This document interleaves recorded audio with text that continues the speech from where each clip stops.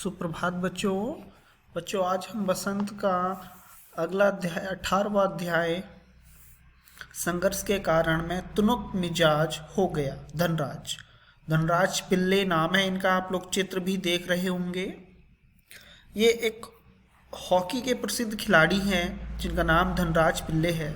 जब वो 35 वर्ष के हो गए, उनका एक साक्षात्कार विनीता पांडे ने लिया था। साक्षात्कार का मतलब होता है इंटरव्यू। इस साक्षात्कार का संपादित अंश यहाँ दिया जा रहा है। बच्चों, ये जो साक्षात्कार विनीता पांडे के द्वारा लिया गया उसका एक अंश यहाँ पर प्रस्तुत किया जा रहा है।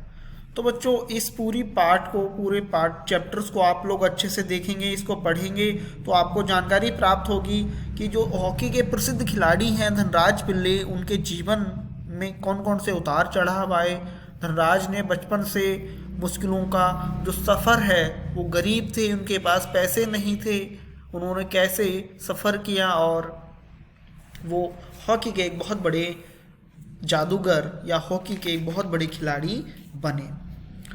1985 में मात्र 16 वर्ष की आयु में, जब उनकी 16 वर्ष की आयु थी, तो धनराज ने मणिपुर में जूनियर हॉकी खेली, यानी कि जूनियर राष्ट्रीय हॉकी खेली। और वो देखने में बहुत दुबले पतले थे, फिर भी कोई उनसे भिड़ने की कोशिश नहीं करता था। और उन्होंने 1986 में सीनियर टीम में अपनी जगह बनाई और अपने बेहतरीन खेल की बदौलत उन्हें एशिया कप कैंप के लिए भी चुन लिया गया। धनराज का मन पढ़ने लिखने में नहीं लगता था। उन्होंने 10वीं तक की शिक्षा ग्रहण की, परंतु आज हॉकी की बदौलत वे स्वयं को बैचलर ऑफ हॉकी मानते हैं।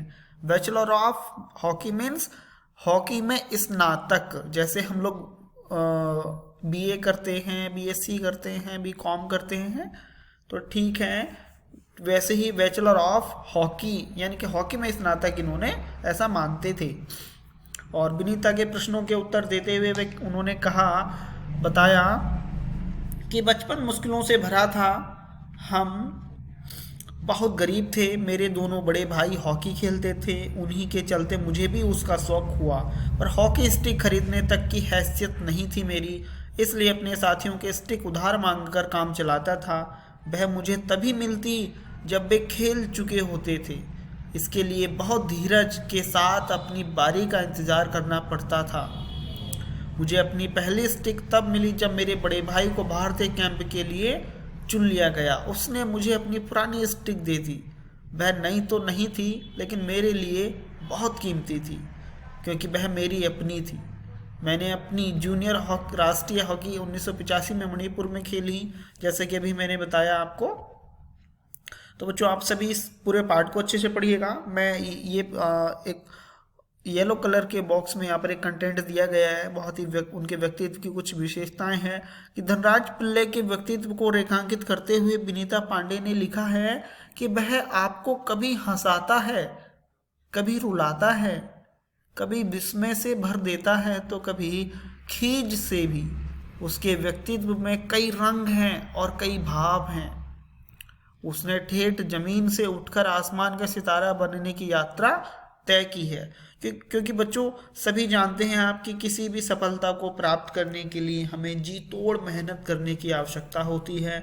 और यहाँ पर धनराज पिल्ले ने अपने जीवन के अहम हिस्से को उन्होंने हॉकी के लिए लगाया और उन्होंने सफलता प्राप्त की। उनके पास कुछ भी ऐसा नहीं था, यानी कि उनके पास कोई धन संपत्ति कुछ नहीं था, सिर्फ वो उनकी लगन थी, जिनकी लगन के कारण उन्होंने अपने भविष्य को संवारा।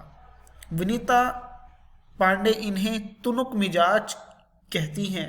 तुनक मिजाज का मतलब है अपने आप को हमेशा असुरक्षित सा महसूस करना या भावुक इंसान हम कह सकते हैं। ठीक है, तो बच्चों देख रहे होंगे जिस तरह से हमने संवाद लेखन हम करते हैं, ठीक वैसे ही यहाँ पर विनीता और धनराज की बातें यहाँ पर हम देख रहे हैं। धनराज को आरंभ में शोहरत मिलने के बाद पैसों की कमी थोड़ी थोड़ी रही, लेकिन उनकी जो पहली एक कार थी वो भी एक सेकंड हैंड अरमाडा थी। और वे उस वक्त भी लोकल ट्रेन और बसों में यात्रा करने को मजबूर थे।